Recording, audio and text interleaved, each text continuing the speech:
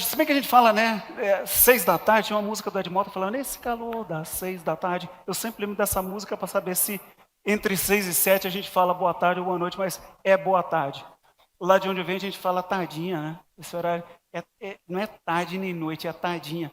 Então, boa tardinha para vocês. Obrigado de coração, muito obrigado de coração por esperarem até essa hora para a gente poder conversar um pouquinho sobre comunicação, sobre oratória, sobre neurocomunicação, para tentar entender o que é isso.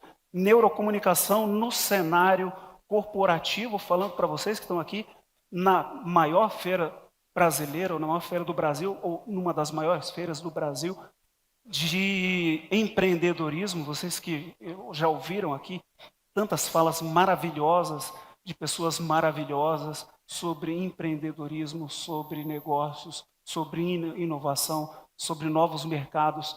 Tanta gente espetacular falando tanta coisa espetacular que a gente fica ouvindo. Eu fiquei ali escutando essas pessoas falando e a gente, em determinados momentos, até pensa: será que eu tenho roupa para essa festa, né?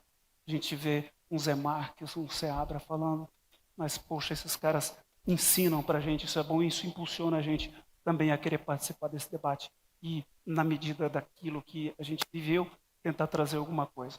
Neurocomunicação no cenário corporativo, da gestão de pessoas ao C-Level. Por que da gestão de pessoas ao C-Level? Porque já dizia aquele senhorzinho gordo de cabelo branco, né? Quem não comunica se trumbica. Comunicação vale para todo mundo. Eu vinha conversando com um amigo há algumas horas, falando para ele sobre isso. A gente tem um gap hoje em dia, uma dificuldade de se comunicar que vale para todo mundo, né? Vocês todos são do mercado empresarial. Eu imagino que aqui a gente vai ter uma diversidade muito grande de áreas.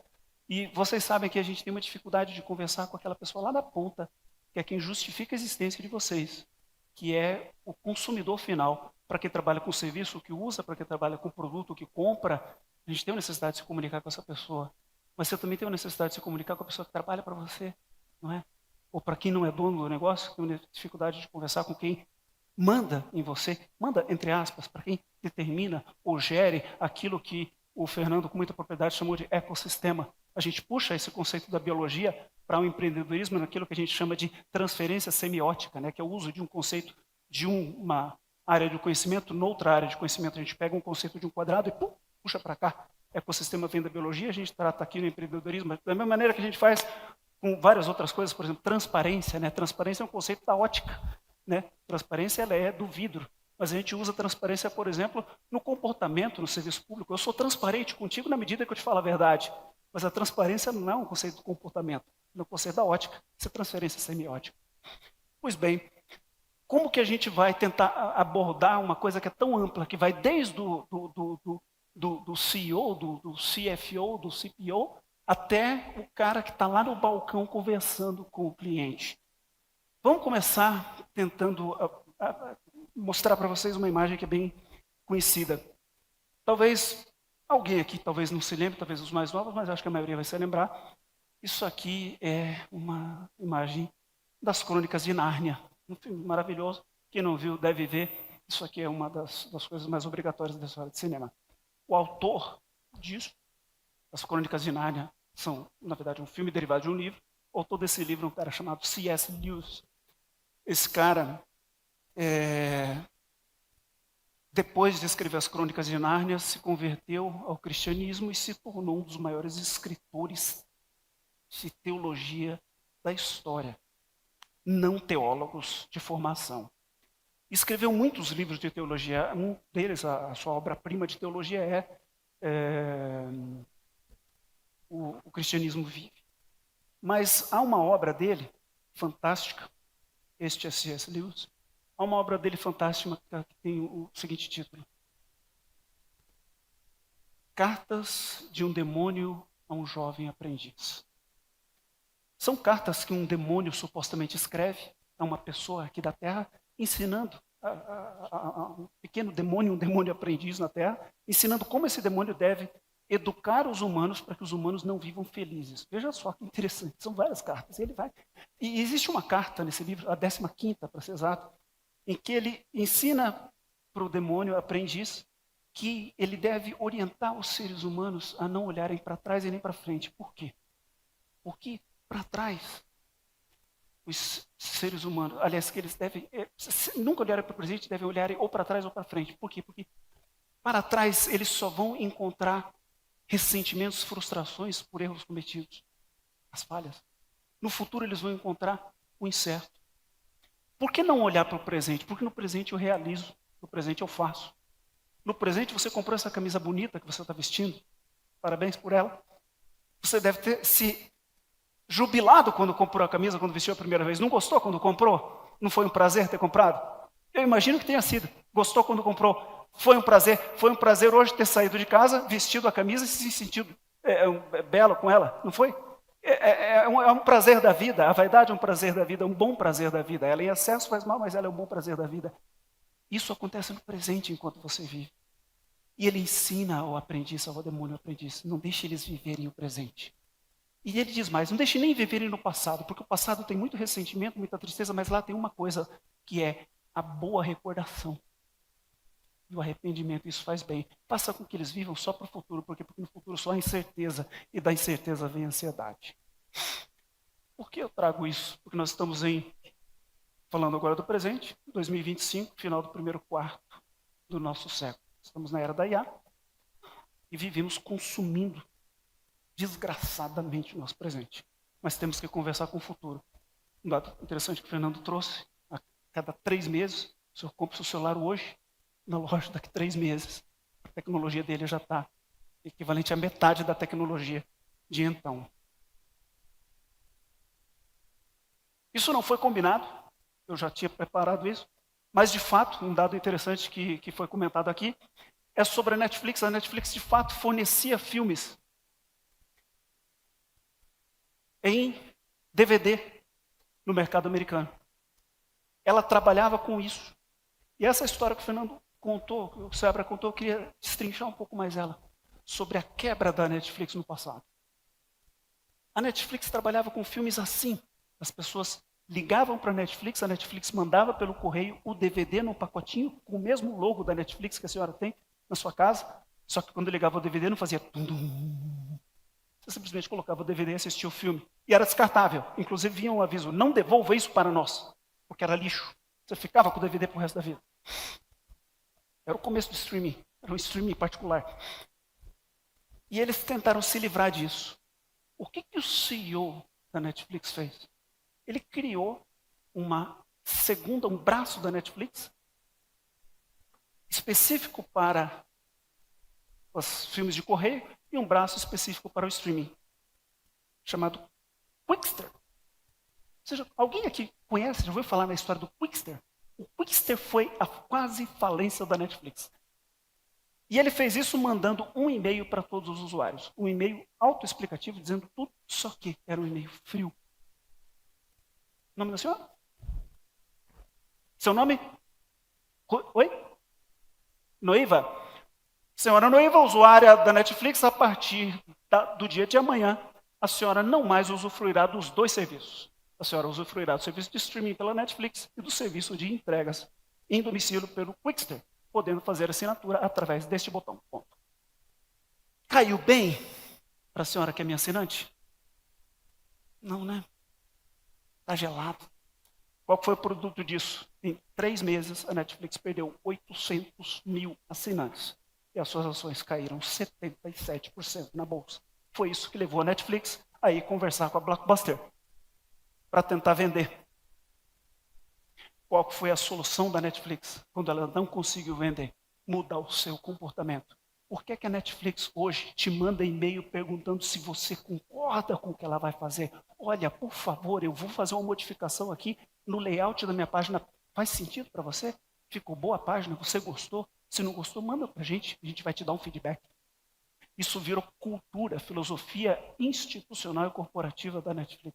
A partir daquilo, eles aprenderam a se neurocomunicar com os seus clientes. Eles aprenderam a usar o cérebro para comunicar com seus clientes. Não é só falar, não é só mandar uma mensagem escrita, não é só se movimentar. Não é uma questão da comunicação ser verbal, ser transcrita por palavras ou ser dita. Esqueçam esse conceito. Já ouviram aquela regra dos 7, 38, 55, que faz uma continha louca lá, que no final dá 100, e explicam para nós que a linguagem gestual vale muito mais do que a linguagem corporal por conta dessa conta louca, e no final das contas você deve estudar uma coisa chamada programação neurolinguística, porque isso te ensina a usar o corpo e movimentando o corpo bastante. Quanto mais você movimentar o corpo, mais você conquista a sua plateia. Igual aquele personagem do Spectreman, que era um macaco que ele falava para cada palavra tinha 3 gestos. Já viram essa conta? Essa conta é do final da década de 60. Nós vimos um dos maiores mentores empresariais do Brasil aqui, fica 1 hora nos ensinando que se nós não inovarmos, nós morremos. Por que no diálogo com as pessoas nós não vamos inovar? Nós vamos usar uma conta de alguém da década de 60 para gerir um modelo que eu vou utilizar para me comunicar com o senhor? Faz sentido, senhor? Isso está meio soando receita pronta para 8 bilhões de pessoas. Será que o pensamento grego não está mais correto? Lá no templo de Apolo já dizia, conhece a ti mesmo. E Sócrates, que frequentava aquele templo, dizia, eu, que era dito pela Pitonisa, o homem mais sábio do mundo, dizia, eu só sei que eu nada sei. Será que aquela fórmula de 60 vale para todos nós? Esse cérebro nosso ele tem 3 partes. Uma parte reptiliana, que todo animal tem, serve para viver, funciona para mover-nos a nos alimentarmos, o sistema excretor nos move para o sexo, as necessidades fundamentais. Uma segunda parte que é o sistema límbico, que é a parte emocional. Aí a gente começa já a se aproximar dos outros mamíferos, os mamíferos também têm isso. E tem aquela parte que nos diferencia dos demais, que ela fica bem aqui na frente, bem nas têmporas, aqui, bem atrás da testa, que é a região neocortical. Neo de novo, cortical de córtex. É o novo córtex, é a parte mais nova da linha evolutiva dos animais, nossa, do Homo sapiens. Aqui nós temos o uso moderno da neurocomunicação. Exemplos práticos disso no meio corporativo. Conhecem essa marca? Isso é a Pixar. A Pixar trabalha com neurocomunicação, utilizando o que eles chamam de Brain Trust. O que é o Brain Trust? A verdade através da exposição das suas ideias. É um brainstorming através do qual nós, que somos membros de uma mesa que vai ter que discutir uma determinada ideia, temos um ajuste. Nós vamos expor o que a gente pensa.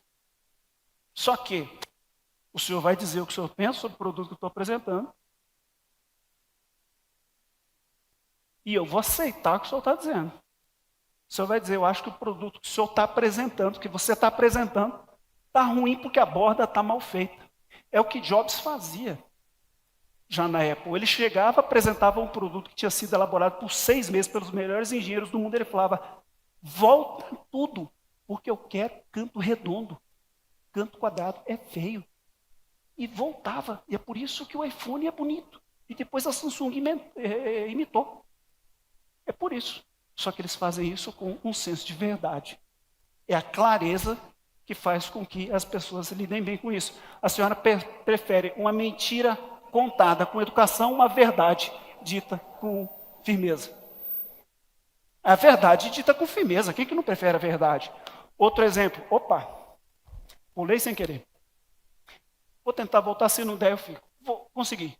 Na Amazon, eles têm o costume, Jeff Bezos estabeleceu isso, da cadeira vazia. Nas reuniões eles têm sempre uma cadeira vazia para quê? Para simbolizar o cliente. Sabiam disso?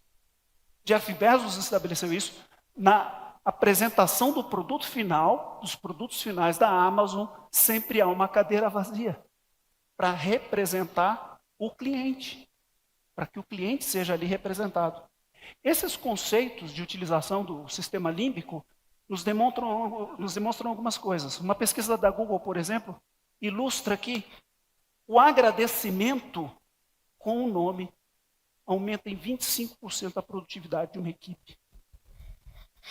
É por isso que aqui eu estou com uma equipe trabalhando comigo Eu gostaria de agradecer, não a equipe que está trabalhando comigo, mas eu gostaria de agradecer o Homero, eu gostaria de agradecer o Eduardo. Seu nome? Lucas. Muito obrigado, Lucas, por estar aqui conosco assistindo a palestra. É a mesma coisa que eu disser obrigado, que o obrigado que eu disse no começo? Não é diferente. Isso aumenta a produtividade, isso é conexão neural. Outra pesquisa, ideias individuais, que são ideias individuais. Antes do brainstorming, você fomenta os seus colaboradores a terem ideias individuais a sós, para que eles tragam isso para o brainstorming. Isso aumenta a inovação em 41%, pesquisa do MIT. A tradução neural, o que é a tradução neural? É o conhecimento a respeito do que o outro pensa. Aumenta a capacidade e a clareza decisória em 30%. A segurança, o que é a segurança? É o que você transmite para o outro, a liberdade para que o outro diga. Pode dizer o que você pensa a respeito do ambiente de trabalho. Eu não vou te reprimir sobre isso, eu preciso da tua franqueza. É a chamada escuta ativa que a psicologia comportamental chama hoje. O desenvolvimento da capacidade escutativa desenvolve dopamina, que é o hormônio do bem-estar, e isso gera um aumento na capacidade de interação entre as pessoas. Nós temos uma série de... Opa, eu sugiro um café, mas o café do Putin não dá. Tira. O Starbucks. A gente tem um histórico com esse homem, Howard Schultz, que quando o Starbucks estava também às beiras da falência, ele é fundador de Starbucks, ele voltou à posição de CEO da empresa e fechou nada menos do que 7.100 lojas, chamou 10 mil gerentes para um congresso e começou o congresso com ele numa máquina de café, servindo café para os gerentes. Ele humanizou o Starbucks e fez as pessoas perceberem de novo que tudo se tratava de servir um bom café para os outros. E ele fez com que a empresa tivesse um salto de 400% nos 5 anos seguintes no seu faturamento. Os senhores devem lembrar disso? Essa foi a época em que Satya Nadella trabalhava na Microsoft. Em 2014 ele assumiu como CEO da empresa. E quando ele assumiu como CEO da empresa, ele eliminou o conceito de eu sei para o conceito de eu aprendo. Ninguém sabe na Microsoft desde 2014. Na Microsoft, todo mundo diz, eu aprendo. O primeiro memorandum dele foi, nós somos uma empresa humana, nós precisamos nos gostar, precisamos gostar de quem compra o nosso produto e trabalhar para eles. E em anexo era um vídeo de pessoas com síndrome de Down utilizando computadores da Microsoft. Aquilo mudou o comportamento dos seus usuários e fez com que eles passassem a agir melhor. O que isso significa? Que as pessoas esquecem o que você diz, esquecem o que você faz, mas nunca esquecem como você as faz sentir.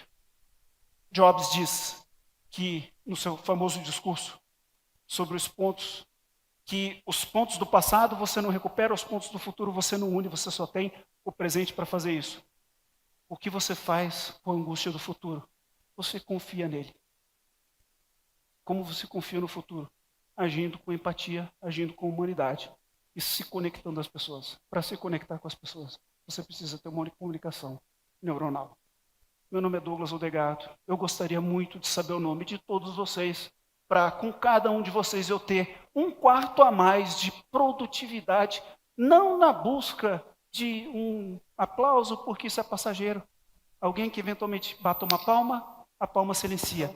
Mas para ficar na memória de vocês como alguém que, com todo o coração aberto, quis trazer alguma mensagem positiva para que, se não só na empresa, mas na vida pessoal, com os filhos, com as esposas, com os maridos, com os pais, todos se comuniquem melhor. Aqui estão meus contatos, eu estou à disposição de todos. Um forte abraço. Que Deus ilumina o meu caminho para que eu possa encontrá-los novamente.